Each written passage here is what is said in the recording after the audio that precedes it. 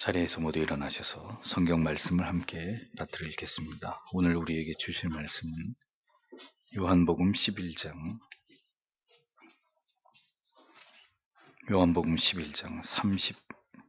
36절에서 44절까지의 말씀입니다. 한 목소리로 함께 읽겠습니다. 이에 유대인들이 말하되 보라 그를 어떻게 사랑하였는가 하며 그중 어떤 이는 말하되 소경의 눈을 뜨게 한 이 사람이 그 사람은 죽지 않게 할 수 없었더냐 하더라. 이에 예수께서 다시 속으로 통분히 여기시며 무덤에 가시니 무덤이 굴이라 돌로 막았거늘 예수께서 가라사대 돌을 옮겨 놓으라 하시니 그 죽은 자의 누이 마르다가 가로되 주여 죽은 지가 나흘이 되었음에 벌써 냄새가 나나이다. 예수께서 가라사대 내 말이 내가 믿으면 하나님의 영광을 보리라 하지 아니하였느냐 하신대 돌을 옮겨 놓으니 예수께서 눈을 들어 우러러 보시고 가라사대 아버지여 내 말을 들으신 것을 감사하나이다. 항상 내 말을 들으시는 줄을 내가 알았나이다. 그러나 이 말씀 하옵는 것은 둘러선 무리를 위함이니 곧 아버지께서 나를 보내신 것을 저희로 믿게 하려 함이니이다. 이 말씀을 하시고 큰 소리로 나사로야 나오라 부르시니 죽은 자가 수족을 배로 동인 채로 나오는데 그 얼굴은 수건에 쌓였더라. 예수께서 가라사대 풀어놓아 다니게 하라 하시니라. 아멘. 자리에 앉으십시오.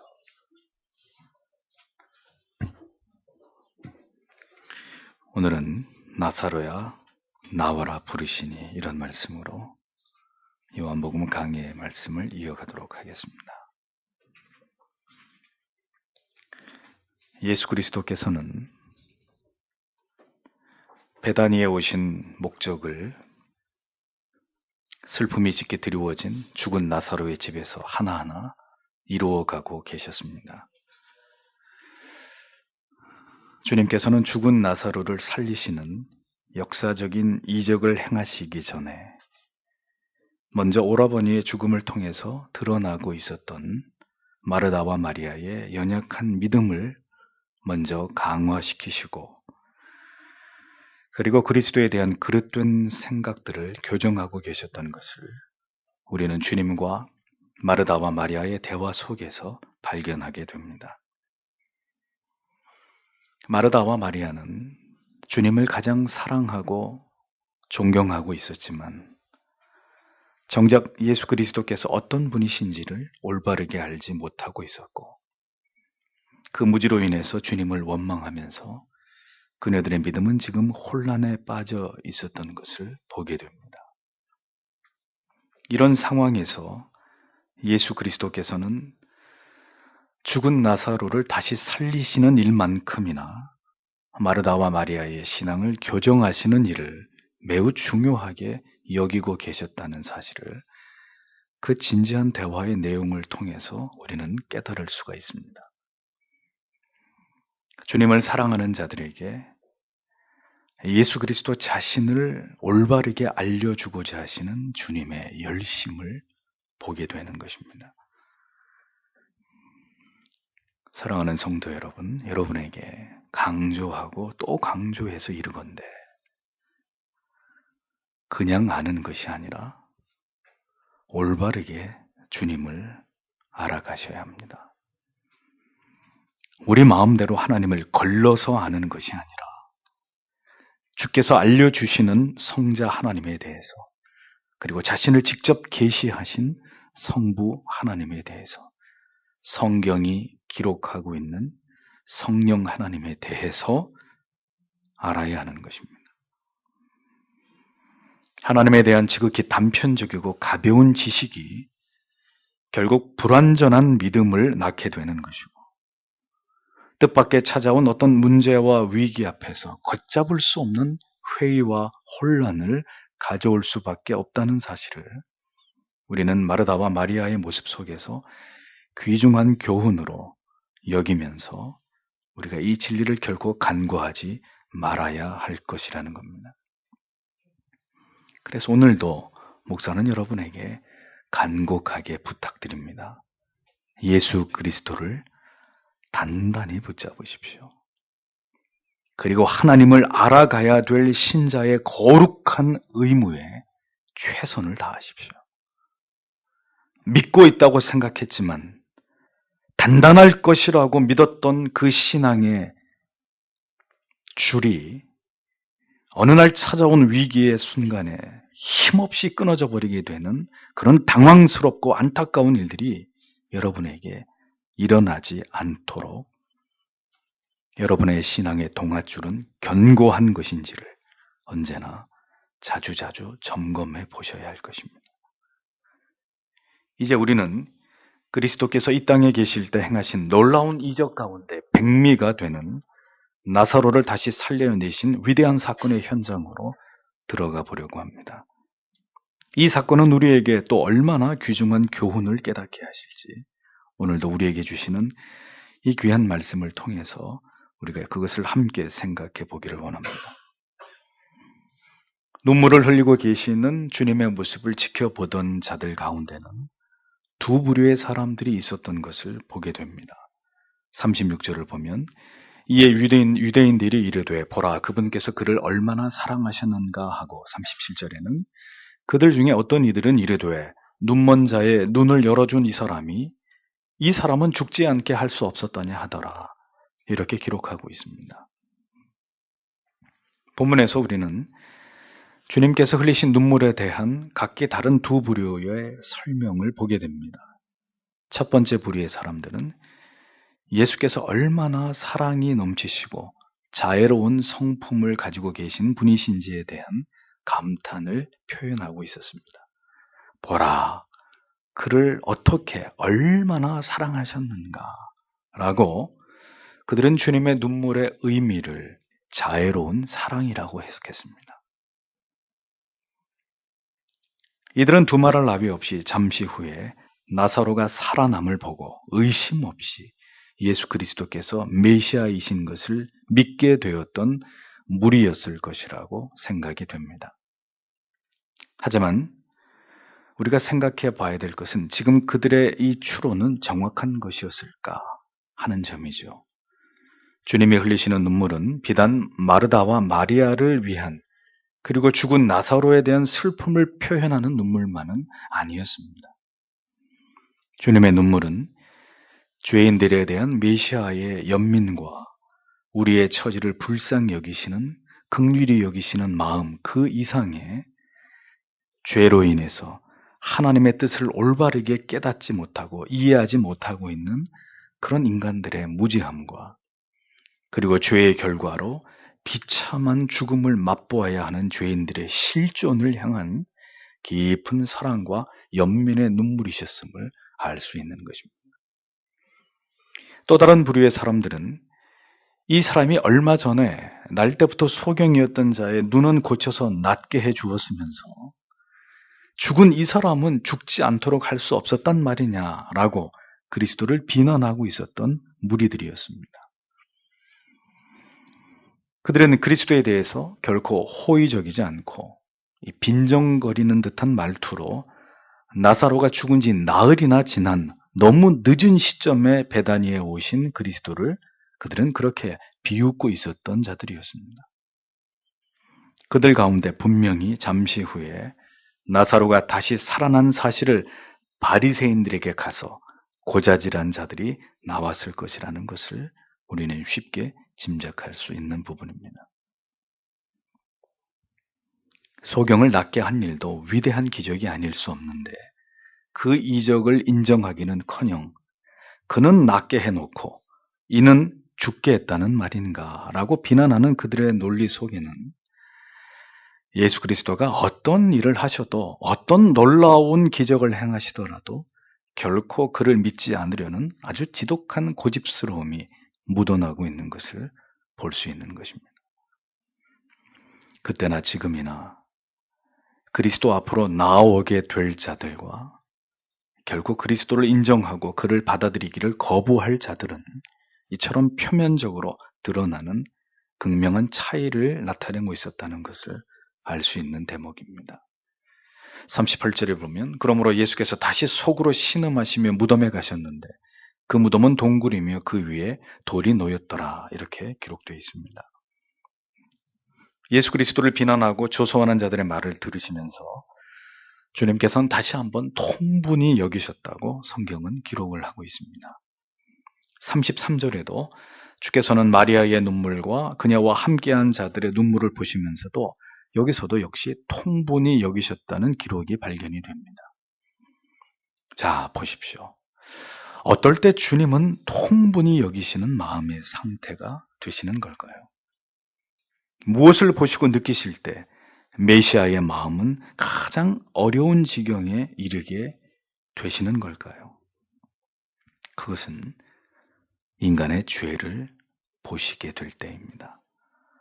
그 죄의 결과의 비참함을 보실 때 주님은 한없이 괴로워하시면서 한편으로 분노하셨던 것을 성경은 놓치지 않고 기록하고 있습니다. 마르다와 마리아처럼 주님을 그토록 사랑하고 존경하면서도 주님에 대한 믿음의 연약함을 드러낼 때 주께서는 그 사랑하는 자녀들의 믿음 없음을 통분히 여기셨습니다. 또 전혀 주님을 메시아로 인정하지 않으려는 이 세상의 무지와 패역한 죄악에 대해서도 역시 주님은 통분히 여기시는 분이라는 것을 우리는 성경을 통해서 깨닫게 됩니다. 통분히 여기셨던 주님의 모습을 보십시오. 여전히 우리는 오늘도 이 주님의 마음을 통분히 여기게 하는 그런 일들을 행하고 있지 않은가 생각해 보아야 할 것입니다. 그리스도를 부정하고 철저하게 오늘도 그분을 멸시하는 자들에 대해서 주님은 심히 통분히 여기시는 분이십니다. 죄악 속에서 여전히 넘어지고 연약하고 또 의심하는 하나님의 자녀들을 바라보실 때 주님은 지금도 여전히 통분히 여기시는 분이십니다. 우리의 무지와 불순종과 그리고 주를 향한 의심이 오늘도 주님의 마음을 이토록 상하게 할 수 있다는 사실을 신자의 우리들은 잊지 않아야 하는 것입니다. 주님께서는 보좌 우편에서 전혀 우리에게 마음을 쓰지 않으시고 이 땅에서의 하나님의 백성들의 삶에 대해서 무관심하신 분이 결코 아니십니다. 이 땅의 교회들과 성도들을 바라보시면서 우리의 무지와 연약에 대해서 또 우리의 불순종과 의심에 대해서 그리고 여전히 진리에 대해서 굳게 마음을 닫은 채로 하나님을 멸시하고 조롱하고 있는 이 세상의 패역한 아들들에 대해서 여전히 주님은 통분히 여기고 계시는 분이라는 것을 우리가 잊지 않아야 합니다. 하나님의 마음 아파하심을 알지 못하기에 인생들이 죄를 행하기에 담대한 것이고 우리가 죄악을 범하게 되더라도 전혀 주님의 마음은 상하지 않을 것이라는 어리석은 생각이 우리로 하여금 더욱 죄를 범하는 일에 담대함을 더하게 하고 그 죄에 깊이 빠져드는 것에 대해서 전혀 가책을 느끼지 않게 하는 그런 문제를 만들어내고 있는 것이 아닌지를 돌아보아야 할 것입니다. 그 아파하시는 주님의 마음을 느끼고 그래서 회개하고 돌이키지 않을 때 그 모든 대가를 반드시 치르게 될 날이 오게 된다는 사실을 기억하셔야 합니다. 그렇게 슬픔과 분노의 감정이 주님의 마음을 휩쓸고 지나가고 있었지만 주께서는 결코 그 감정으로 인해서 주께서 하시고자 하시는 일들을 행하심에 있어서 전혀 흐트러짐이 없으셨던 것을 보게 됩니다. 히브리서 12장 3절에는 이렇게 기록하고 있죠. 너희가 피곤하여 낙심치 않기 위하여 죄인들의 이같이 자기에게 거역한 일을 참으신 자를 생각하라. 이렇게 말씀합니다. 예수 그리스도를 뜻하는 말씀이죠. 그리스도께서 이 땅에 계실 때 자신을 거역하는 자들에 대해서 즉시 심판하지 않으시고 오래 참으셨다는 사실을 히브리 기자는 증언하고 있었던 것입니다. 주께서는 모든 악인들에 대한 심판을 마지막 때로 미루어 두신 채로 자신을 비방하는 자들에 대해서 속으로 괴로워하시면서 그 분노를 삼키고 계셨다는 사실을 알 수 있습니다. 이렇듯 주님께서 나사로의 무덤으로 나아가시던 순간에 주님의 마음은 비통함 그 자체이셨다는 겁니다. 그러한 마음이셨는데도 불구하고 주님께서는 이제 자신을 통해서 아버지께서 이루고자 하시는 일들을 행하기 위해서 조용히 그 일들을 진행해 나가고 계셨다는 겁니다. 자신의 감정에 사사로이 동요하지 않으시고 어떤 경우에도 자신의 사명, 곧 아버지의 뜻을 이루시는 일에 있어서는 조금도 흔들림이 없이 모든 일들을 용의주도하게 이루어 가시는 주님의 모습을 우리는 깊이 묵상해 볼 필요가 있는 것입니다. 우리는 우리의 마음을 힘들게 하는 작은 일에도 얼마나 우리의 감정에 민감하고 충실하게 반응할 때가 많이 있습니까?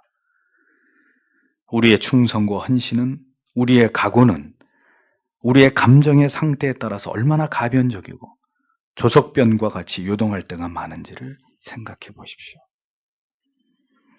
어떤 가운데서도 사명을 생각하시면서 추워도 흔들림이 없이 묵묵히 걸어가셔야 될 길을 행하고 계시는 이 메시아의 위대한 족적에서 우리는 깊이 우리 자신을 돌아보면서 그리스도의 이와 같은 모습을 담기를 사모해야 할 것입니다.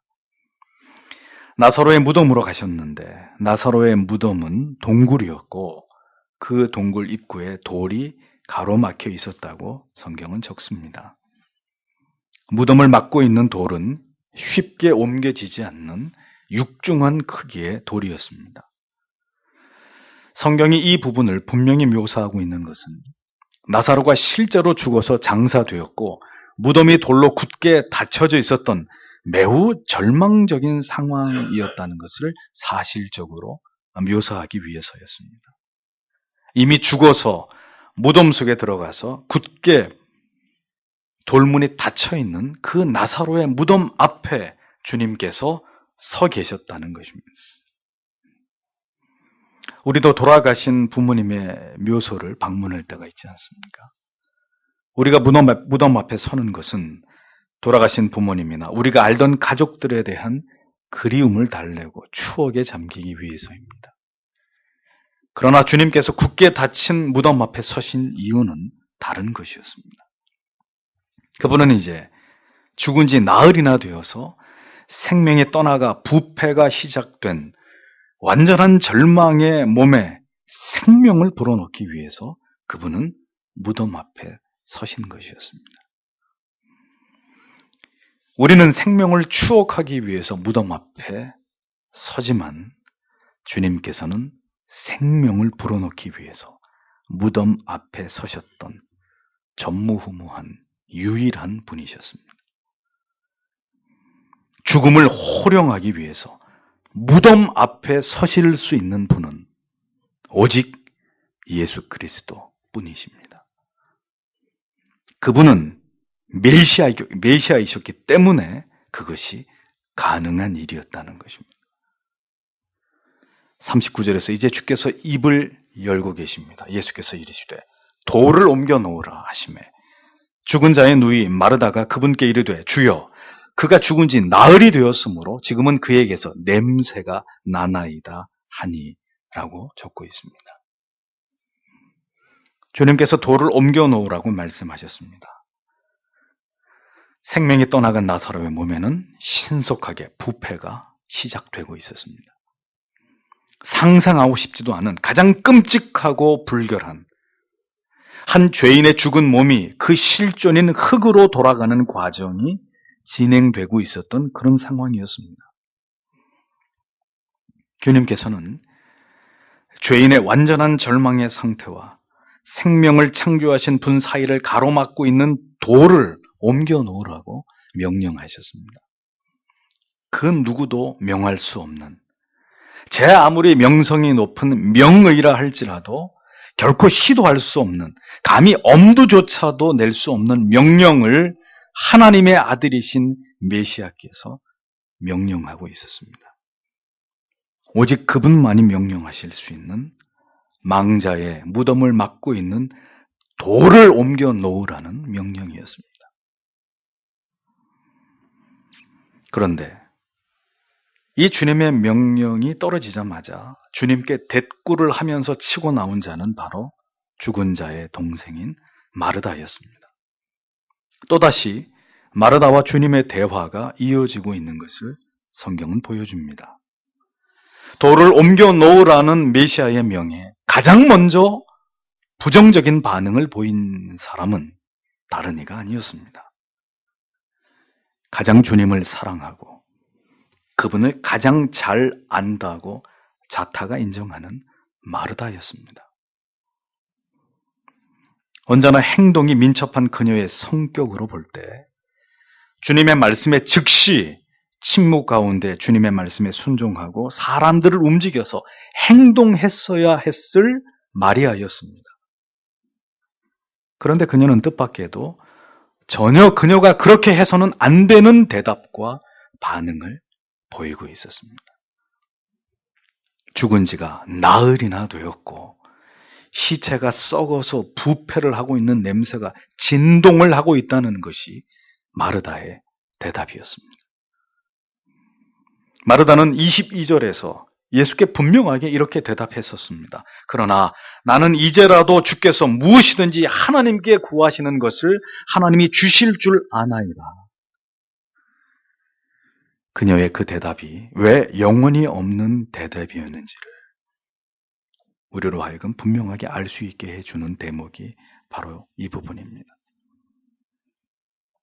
주님을 그렇게 사랑하고 있었고 주님에 대한 믿음이 전혀 없는 것이 아니었음을 그녀의 고백 속에서 분명하게 알 수 있지만 그녀의 믿음이 어떤 상황에 직면하게 되자 그 믿음은 진실되고 확고한 믿음이 아니었다는 것이 또다시 마르다의 말과 모습 속에서 고스란히 드러나고 있음을 성경은 감추지 않고 있습니다. 신앙의 고백과 진리에 대한 지식은 그것이 우리에게 문제와 상황과 직면하기 전까지는 결코 그 진실성이 확인될 수 없는 가치들입니다. 아무리 탁월한 말씀에 대한 지식도 스스로 진실되다고 믿는 고백조차도 그 모든 것이 우리의 마음과 생각 밖으로 발출되어서 지식과 고백에 기반한 분명한 행동과 결단과 선택을 통해서 하나님의 뜻을 굳게 붙드는 그 믿음으로 마침내 종지부를 찍지 못한다면 그 신앙은 관념과 피상에 그치는 사변에 불과한 것입니다. 그것은 믿음이 아닌 것이라는 거죠. 마르다의 대답 속에서 왜 메시아를 절대적으로 신뢰하고 그분의 주권과 능력에 대한 굳은 신앙의 고백은 찾아보기 어려운 것일까요? 그토록 주님을 사랑했고 존경했던 그녀였더라면 주님께서 지금 이 순간에 무엇을 원하시는지를 왜 간파해내지 못했던 것일까요? 때로 믿음으로 감당해야 될 일들에 대해서 가장 회의적인 반응을 보이는 사람은 믿음이 전혀 없는 사람들이 아닌 경우들입니다. 자신의 삶에 일어난 어떤 예기치 못한 고난과 시련에 대해서 가장 이해할 수 없는 반응을 보이는 사람들은 그러한 일들이 일어나기 전까지 가장 주님을 사랑하는 것처럼 보였고 가장 믿음이 좋아 보이는 성도인 것처럼 보여졌던 그런 자들에게서 나타나는 경우들이 자주자주 있다는 것입니다. 결국 신앙은 눈앞에 벌어진 현실 속에서 무엇을 선택하는가의 문제입니다. 하나님의 약속과 하나님의 뜻을 생각하면서 하나님께서 행하시는 일들을 믿음의 눈으로 담담히 지켜보면서 말씀 앞에 전적으로 순복할 것인가? 아니면 내 경험과 직관과 상식과 연륜을 동원해서 내 판단과 생각 안에서 주님의 뜻과는 전혀 무관하게 그 문제에 접근할 것인가? 이것이 문제가 되는 것입니다. 마르다의 마음 속에는 그리스도에 대한 사랑과 존경과 순종이 결코 없었던 것이 아니었습니다. 그렇지만 그녀의 마음속에는 예수 그리스도에 대한 절대적이고 전적인 신뢰, 그리고 그분이 누구이신가에 대한 정밀하고도 선명한 지식, 어떤 가운데서도 결코 하나님의 역사하심을 의심치 않는 굳은 신뢰가 보이지 않았던 것이 가장 아쉬운 부분이라는 것입니다.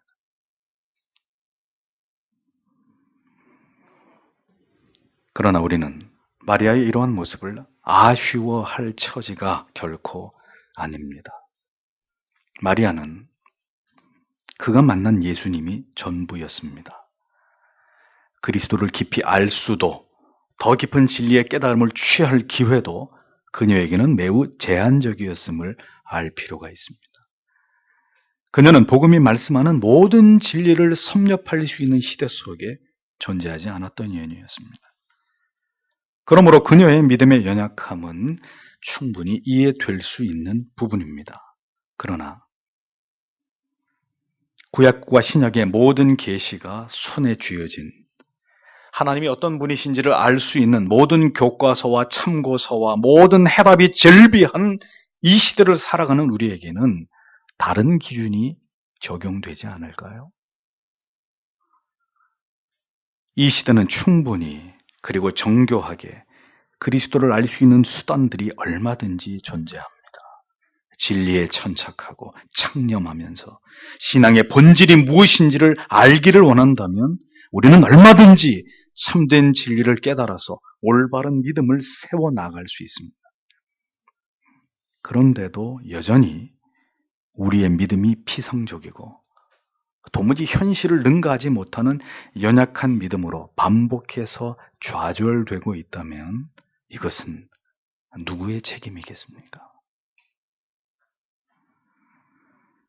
우리는 마르다보다 훨씬 더 많이, 더 깊이 그리스도께로 다가갈 수 있습니다.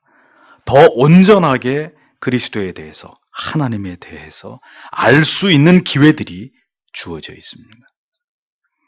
그럼에도 불구하고 인생의 수많은 시간과 그 하나님을 알 기회들을 모두 무산시키고 여전히 세상과 신앙 사이에서 유리하고 방황하면서 그 무엇도 확정하지 못한 채로 회의적이고 불안한 신앙도 불신앙도 아닌 중립지대를 지금 여러분이 배회하고 계신다면 도대체 하나님께서 어떤 엄청난 고난과 시련과 역경을 우리에게 행하셔야만 우리가 올바른 신앙의 자리에서 뿌리를 내릴 수 있다는 말입니까? 마르다는 나사로가 죽은 지 나흘이나 됐고 그리고 오라버니의 시신은 부패 중이라고 예수께 말씀드렸습니다. 그녀는 지금 주께서 이 사실을 모르실 것이라고 생각한 것일까요? 결국 신앙의 현실을 능가하지 못하고 좌절해버린 현장을 우리는 그녀의 절규 속에서 듣게 되는 것입니다.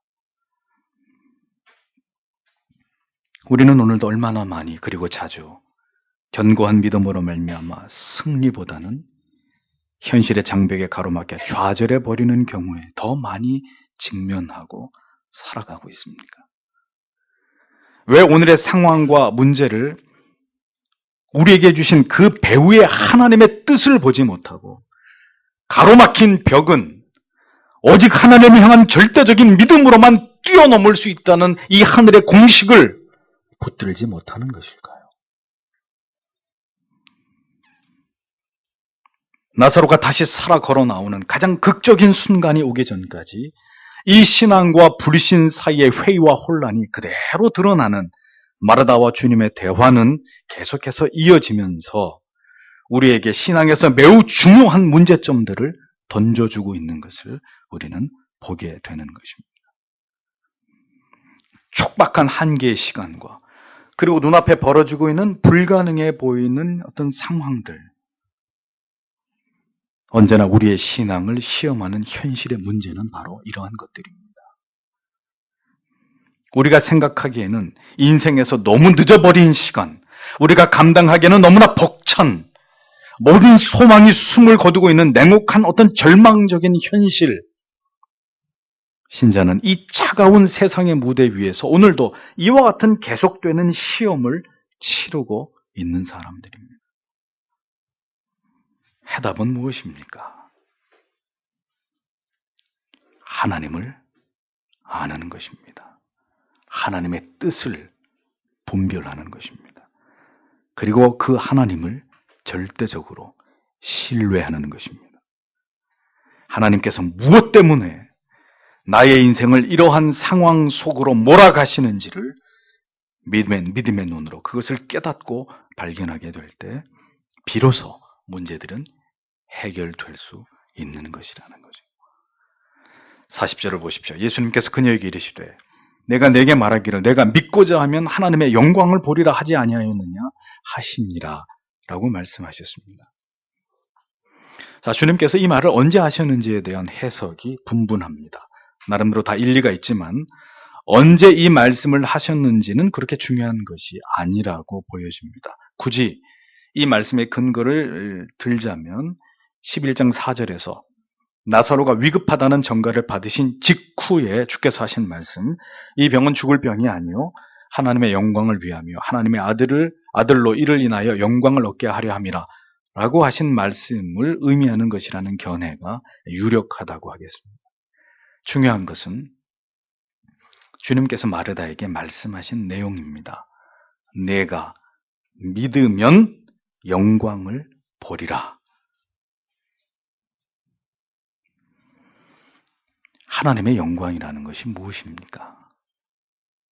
하나님의 그 기뻐하시는 뜻을 하나님께서 우리 안에서 완전하게 이루심을 통해서 드러나게 하시는 하나님의 권능의 찬란한 아름다움을 의미하는 것입니다. 예수 그리스도께서는 하나님께서 영광을 받으시기 위해서 이제 일어나게 될 일들을 이루시기를 원하신다는 것을 마리아에게 말씀하셨습니다. 그런데 그 영광을 바라보고 소망하고 그 영광 앞에 서기 위해서 필요한 것이 무엇이냐? 주님이 말씀하십니다. 내가 믿으면 이라고 말씀하셨습니다. 믿음이 있어야 할 것이다. 이것이 주님의 핵심적인 말씀입니다. 마르다와 마리아에게 가장 필요했던 것은 그 어떤 상황이나 문제 속에서도 예수 그리스도를 온전하게 신뢰하고 의지하는 절대적인 믿음이었던 것입니다. 주께서는 바로 그 부분을 정확하게 짚어주셨던 거죠.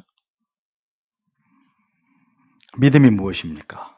하나님의 영광을 보기 위한 절대적인 조건입니다. 아무나 볼 수 없고 기대할 수 있는 것이 결코 아닙니다. 믿음을 가진 자, 어떤 가운데서도 하나님께서 우리 안에서 하나님께서 정하신 뜻을 반드시 이루실 것이라는 절대적인 믿음을 가진 자, 그들만이 하나님의 영광을 보게 되는 것입니다. 우리의 믿음의 궁극의 목적과 이유는 어디에 있습니까? 하나님의 영광을 보기 위함입니까? 아니면 우리의 마음에 바라는 바를 이루고 성취하는 것으로 만족하기 위함입니까? 믿음의 궁극은 하나님이 행하시는 놀라운 일들을 그 영광을 목도하기 위함입니다. 그러나 그 영광은 결코 우리가 기대하고 바랄 수 있는 정도만으로는 불가능합니다.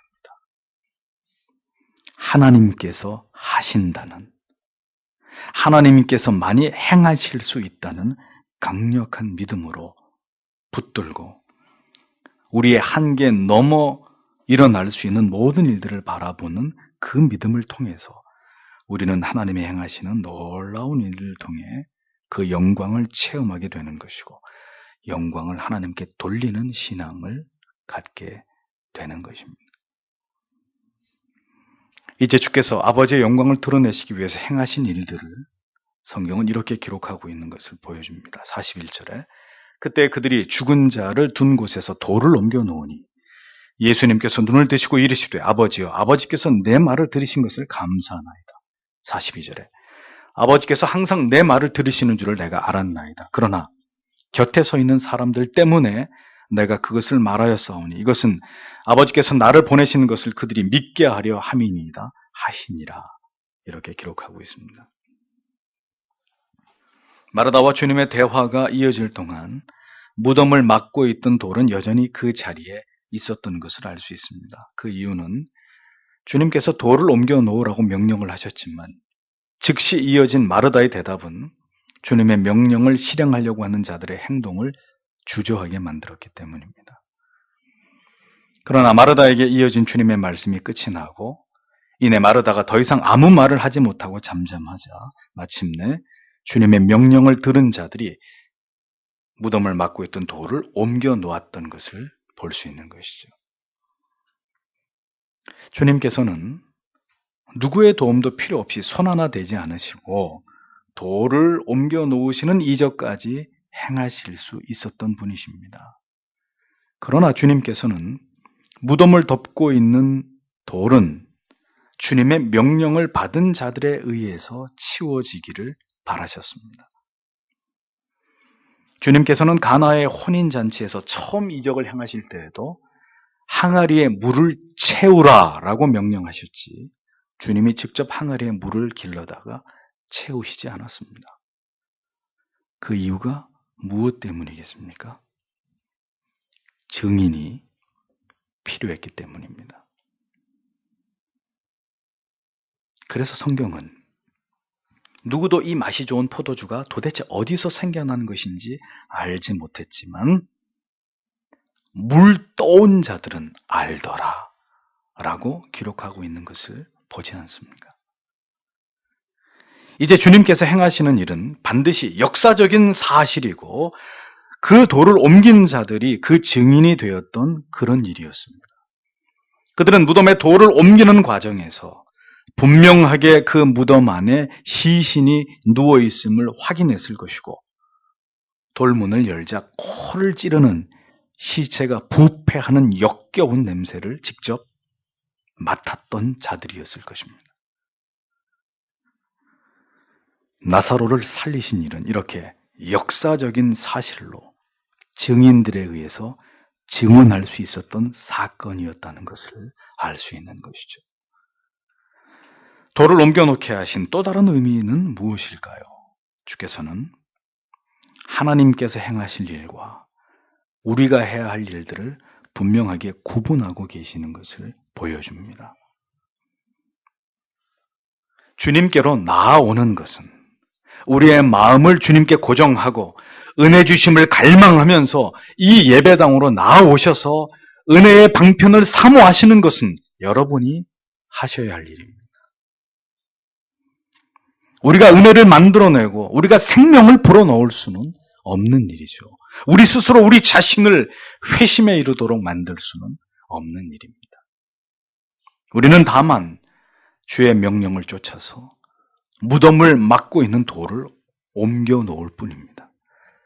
우리의 마음을 주께 드리는 일, 그 은혜를 갈망하는 마음으로 주 앞에 나아오는 일, 예배 가운데서 진실로 주님을 배웁기를 갈망하는 마음으로 하나님의 말씀에 경청하는 일, 그것까지는 여러분들께서 감당하셔야 되는 신앙을 위한 우리의 노력과 행위라는 사실을 잊어서는 안 됩니다.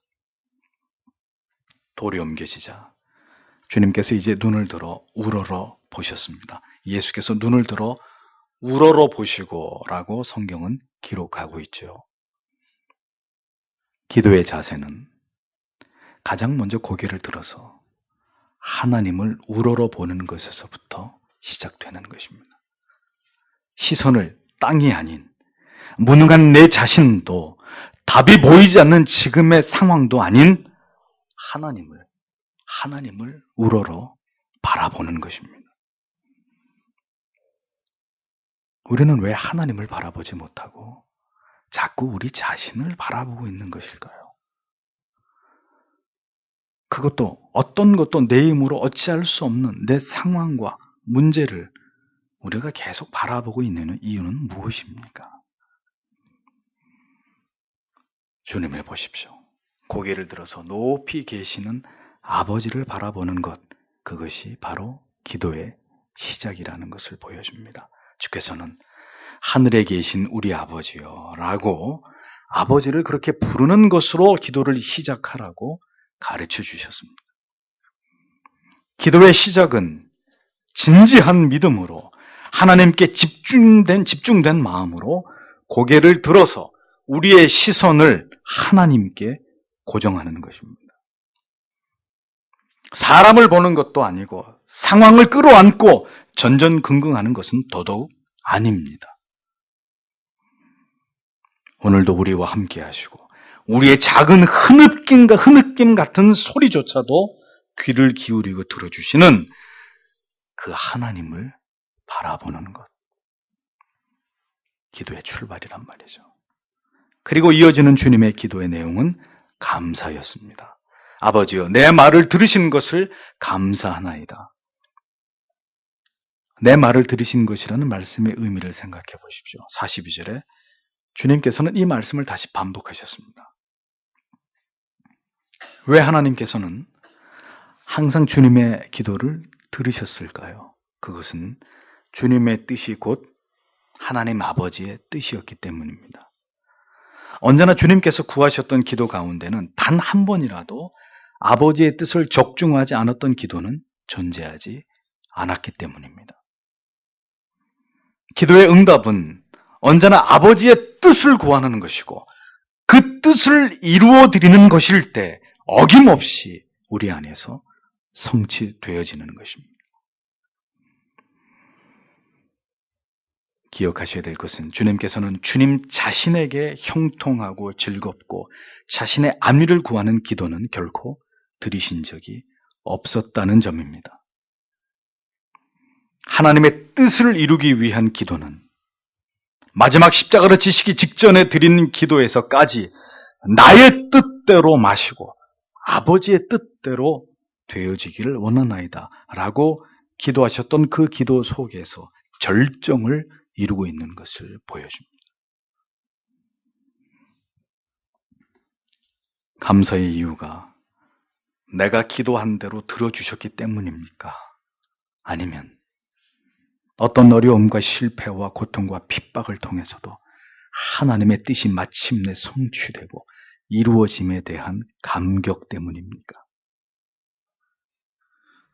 주님의 기도 가운데 아버지께 드린 감사는 언제나 자신을 통해서 하나님 아버지의 뜻이 이루어지고 성취되어져 왔던 것에 대한 감사이셨음을 우리는 기억해야 할 것입니다. 감사의 기도가 무엇을 궁극으로 지향하는가를 보면 그 사람의 신앙이 지향하는 것이 자기를 위함인지 진실로 하나님을 위함인지를 알 수 있는 것입니다. 기도는 그렇게 우리의 내면이 하나님께 고스란히 들통나게 되는 방편이 되기도 하는 것이죠. 주님께서 나사로를 살리기 위해 드리는 이 기도 역시 하나님의 영광과 그리고 자신이 메시아 되심을 그 자리에 있는 모든 사람들로 하여금 믿게 하기 위한 목적이었다는 것을 주님은 하나님께 고하고 계셨습니다. 하나님의 뜻을 이룸과 하나님의 영광이 드러남으로 많은 사람들이 하나님을 또 그의 아들 예수 그리스도를 믿게 되는 이 귀하고 아름다운 일을 위한 주님의 기도이셨다는 거죠. 이것이 오늘 우리에게 필요한 기도의 내용이고 하나님께서 기뻐하시는 기도의 조건이라는 것을 잊지 말아야 합니다. 무엇을 위한, 누구를 위한 기도를 드려왔는지를 생각해 보십시오. 너희는 먼저 그의 나라와 그의 의를 구하라고 주님은 말씀하셨죠. 주님의 기도는 그 말씀과 일치되고 있었던 것을 보여줍니다. 이 기도가 어떻게 하나님께 영광이 되고 어떻게 많은 사람들에게 유익이 될 수 있을지를 생각하는 기도, 그리고 그 기도를 이루어가는 우리의 한평생의 삶이 될 때 그것이 바로 하나님께서 우리에게 바라시는 성도의 삶이 되는 것입니다. 어떻게 기도의 응답이 되든지 그것이 하나님의 영광을 드러내며 믿음이 강화되기 위한 것이었다면 언제나 감사할 수 있는 그러한 기도가 우리에게 필요한 것이죠. 어떤 기도를 하나님께서 기뻐하시겠습니까? 어떻게 응답하셔도 감사할 수 있는 믿음을 가진 자의 기도, 하나님의 뜻과 일치되기 위해서 노력하는 자의 기도, 그것이 진정으로 성도가 구해야 될 기도임을 우리는 주님의 기도를 통해서 배우게 되는 것입니다. 43절, 그분께서 이렇게 말씀하시고 큰 소리로 외쳐 가라사대 나사로야 나오라 하시니 라고 기록하고 있습니다.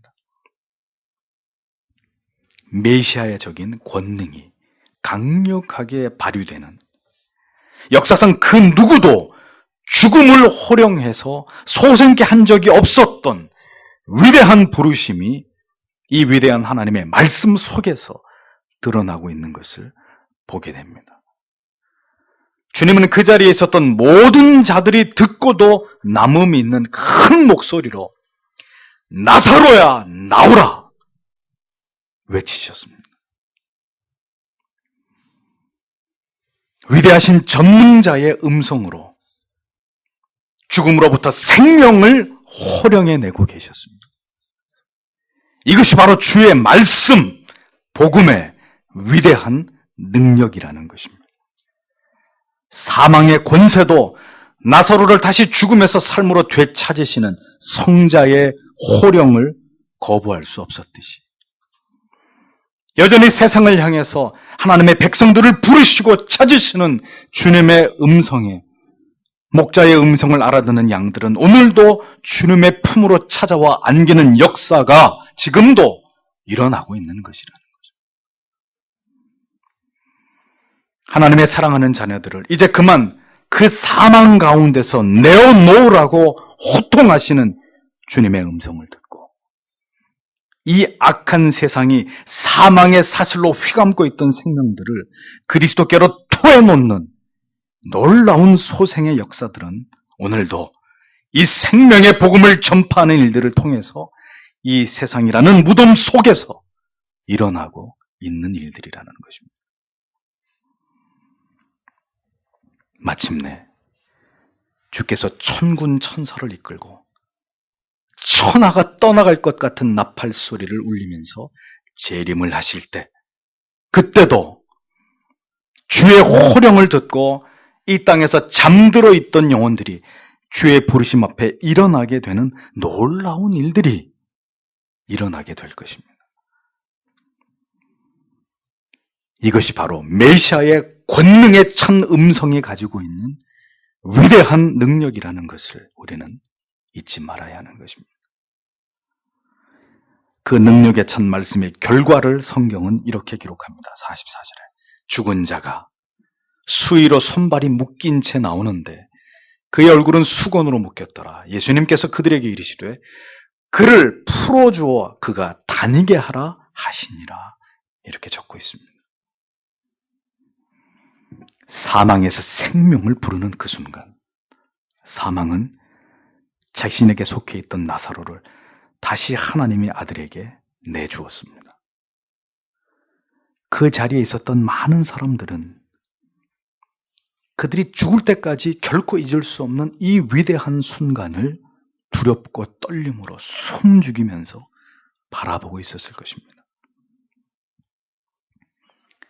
얼마든지 일어날 수 있는 일이 일어났을 때 사람들은 절대로 놀라지 않습니다. 쉽게 일어나지 않지만 그래도 가끔 일어날 수 있는 어떤 일이 일어나면 사람들은 흥분을 감추지 못합니다. 정말 평생에 한 번 일어날 수 있을까 말까 한 일이 일어날 때 사람들은 놀라서 어찌할 줄을 몰라 합니다. 그러나 결코 일어날 수 없는 일이 일어났을 때, 절대로 인간의 과학과 이성적 판단으로는 절대로 가늠할 수 없는, 일어날 수 없고 일어나서도 안 되는 일이 일어나 버렸을 때 인간이 할 수 있는 것이 무엇일까요? 그것은 그 일어난 전대미문의 사건을 믿는 것일 뿐입니다. 그 사건의 주체가 사람이 아니라고 인정하는 것 외에 할 수 있는 일은 없는 것이죠. 주께서는 공생애를 마무리하시는 시점에서 진정으로 주님께서 하나님의 아들이신 메시아이심을 증명하는 그 끝을 보여주는 장면을 연출하셨습니다. 나사로야, 나오라! 명하신 바로 그 순간에 다시 나사로의 썩어가던 오장육부는 제 기능을 발휘하기 시작했고, 마지막 호흡을 내뱉었던 폐는 다시 공기를 받아들이기 시작했습니다. 모든 피부 조직과 근육과 핏줄과 세포들이 놀라운 생명력을 회복하면서 주께서 말씀하신 그 순간 다시 복원되었던 것을 알 수 있습니다.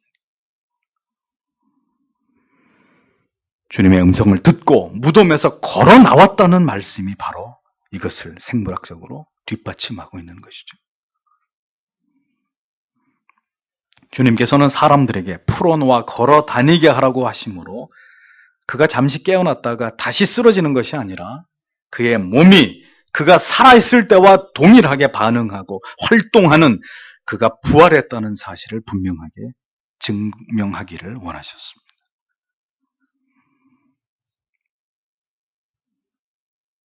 죽은 자가 다시 살아남을 증명하기 위한 증인이 또다시 만들어지는 시점이었습니다. 누군가는 살아서 나온 나사로의 몸을 만지게 되었을 것입니다. 얼굴로부터 모든 몸을 배로 동인 상태였기 때문에 이것을 모두 풀어내는 과정 속에서 소수의 어떤 자들은 나사로가 분명히 살아났다는 것을 손으로 만져보는 것으로 경험했을 것입니다. 생명의 역사는 언제나 증인을 남기는 법입니다. 주께서 베들레헴에 태어나시던 순간에도, 십자가에 달려 돌아가실 때도, 그리고 다시 부활하셨을 때도, 그리고 하늘로 승천하셨을 때도, 그리고 마침내 재림하실 때도 두 눈으로 내가 오는 것을 보게 될 자들이 있을 것이라고 주님은 분명히 말씀하셨습니다. 복음은, 이 위대한 진리는 그렇게 보고 듣고 만져본 자들의 그 증인들의 증언을 토대로 바로 오늘까지 전해져 내려오고 있는 진실입니다. 목베임을 당하고 불에 타 죽어가면서 맹수의 밥이 되어 온몸이 갈기갈기 찢기워져 나가고 이렇게 신앙의 고백을 지키면서 죽어가던 위대한 순교자들의 현장을 목격한 자들에 의해서 지금 우리가 읽고 있는 이 위대한 복음은 오늘까지 계승되어져 왔다는 사실을 잊어버리지 마십시오. 복음은 허구가 아닌 사실입니다. 이 진리를 믿는 자 반드시 주님처럼 부활하게 될 것을 믿으시기를 바랍니다. 죽음을 두려워하지 마십시오. 성도는 죽는 것이 아니라 잠시 잠을 자고 있는 것일 뿐입니다. 하늘이 풀어지고 천지가 울리는 나팔 소리에 우리의 이름을 부르시는 주님의 호령을 듣게 되는 순간 우리는 모두 그날에 다시 깨어나게 될 자들입니다.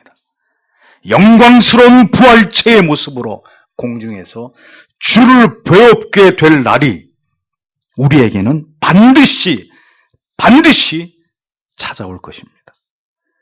기독교는 바로 이 영광의 부활을 믿는 종교입니다. 그러하기에 이 진리의 등불이 꺼지지 않고 그 모든 박해와 핍박을 뚫고서도 가슴으로 전해지고 또 전해져 오게 된 것이죠. 이것이 오늘 우리가 믿고 있는 바로 복음입니다. 신앙의 결정체인 것입니다. 나사로를 살리신 이 위대하신 그리스도의 이적은 이제 예수 그리스도께서 자신의 고난과 그리고 죽으심과 부활을 향해서 나아가는 길에서 이 찬란한 부활 신앙을 우리의 가슴 속에 고조시키면서 우리를 마침내 생명의 부활로 일으키실 메시아의 능력을 더욱 강력하게 우리의 심장에 새겨넣고자 하신 하나님의 섭리이셨다는 것을 성경은 우리에게 보여주고 있는 것입니다. 부활 신앙이 얼마나 중요한 것이기에 주님은 자신의 부활 사건으로도 모자라서 그 이전에 나사로의 부활의 이 엄청난 사건을 통해서 먼저 이 부활 신앙을 모든 주의 자녀들의 심장에 각인하기를 원하셨는지를 우리는 이 위대한 나사로를 다시 살리신 주님의 열심 속에서 보게 되는 것입니다.